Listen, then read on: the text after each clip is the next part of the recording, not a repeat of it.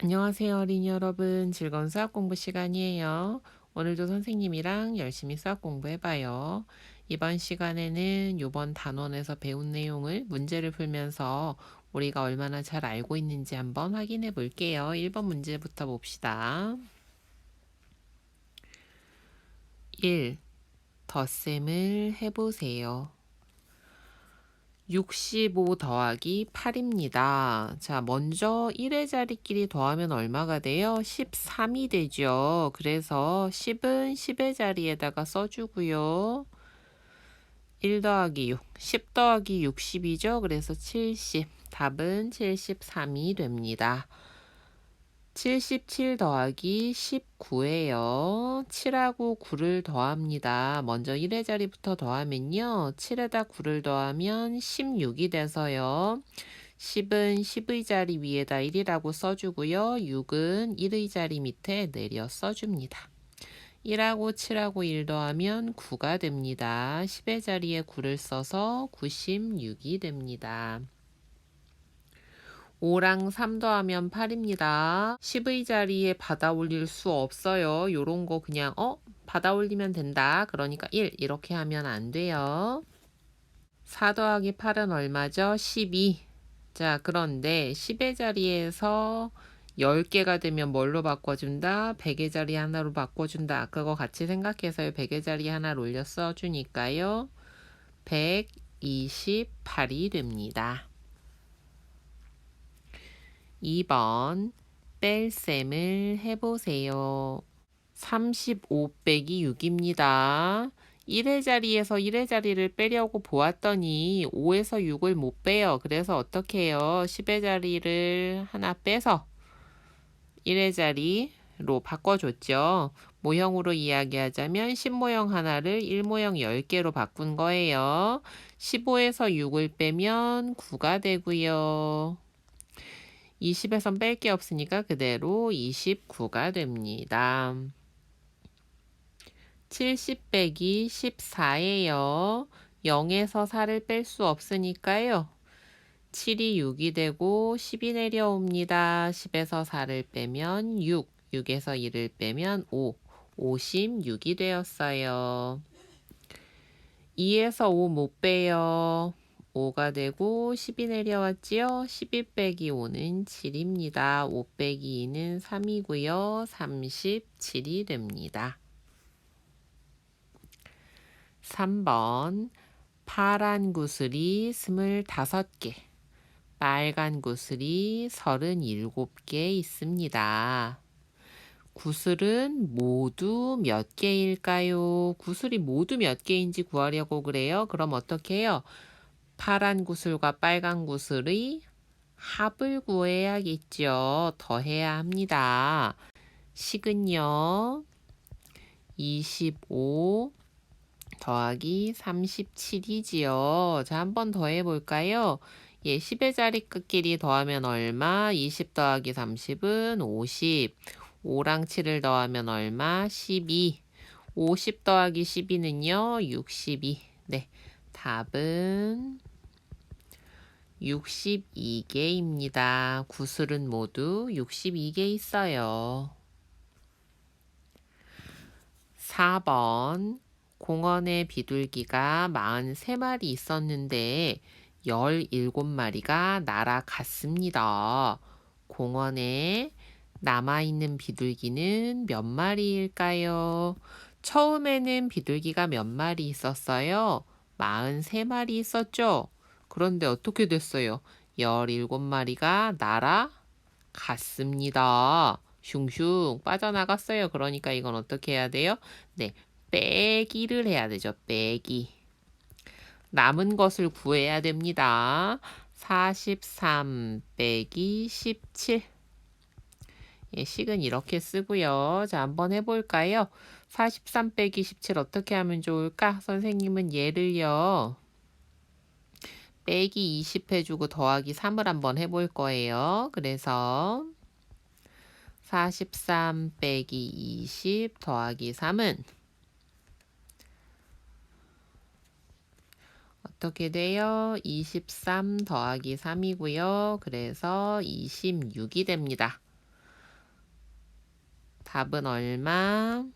26 비둘기니까 마리. 이렇게 구했습니다. 물론 세로셈이나 다른 방법으로 계산해도 좋아요.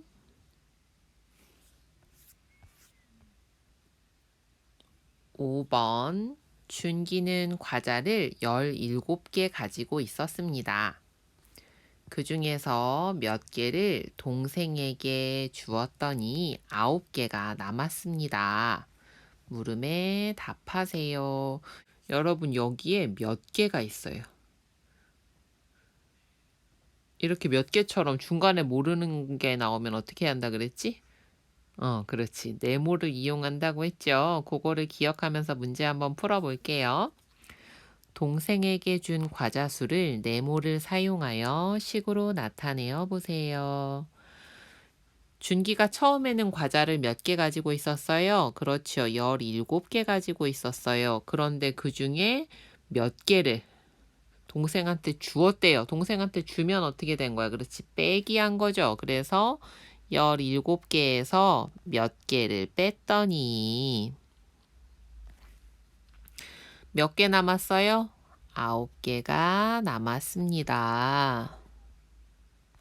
이렇게 됐지요. 17 빼기 네모는 9와 같습니다. 동생에게 준 과자는 몇 개일까요? 우리 어떻게 풀 수 있었죠? 그렇죠. 그림으로 풀 수 있었어요. 그런데 그림으로 말고 또 다른 방법도 있었어요. 그렇죠. 우리 풀이 방법, 그림을 그려서 한다. 그 다음 두 번째, 덧셈과 뺄셈의 관계를 이용하기도 했었죠. 덧셈과 뺄셈의 관계. 자, 그러면 요 뺄셈식은 덧셈식으로 어떻게 바꿀 수 있었습니까? 17은 네모 더하기 9로 바꿀 수도 있었고요. 또 다른 뺄셈식으로도 만들 수 있죠.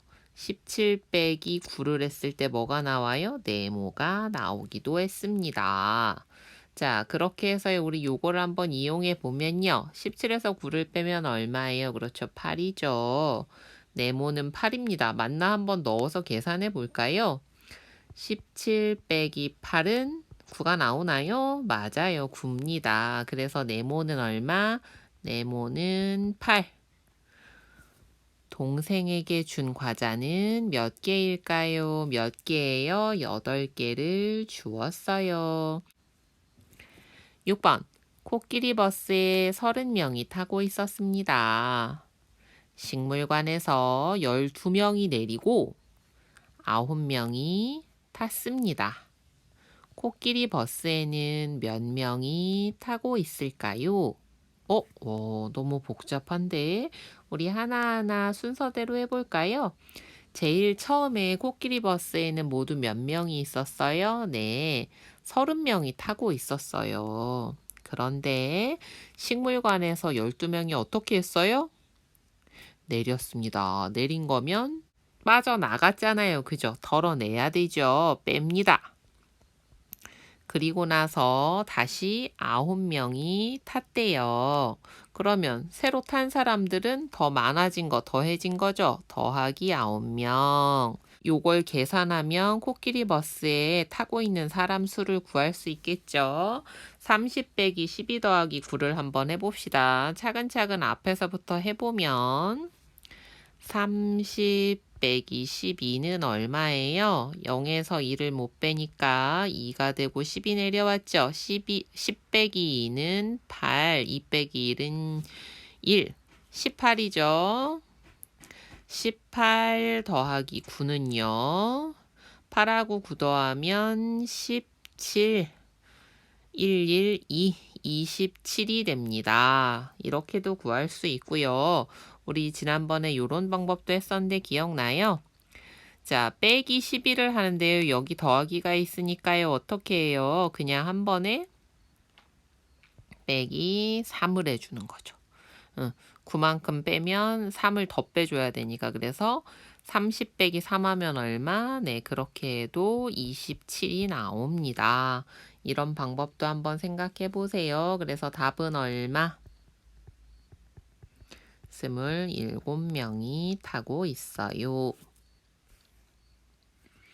7번 네모안에 알맞은 수를 써넣으세요. 2 더하기 7은 9죠?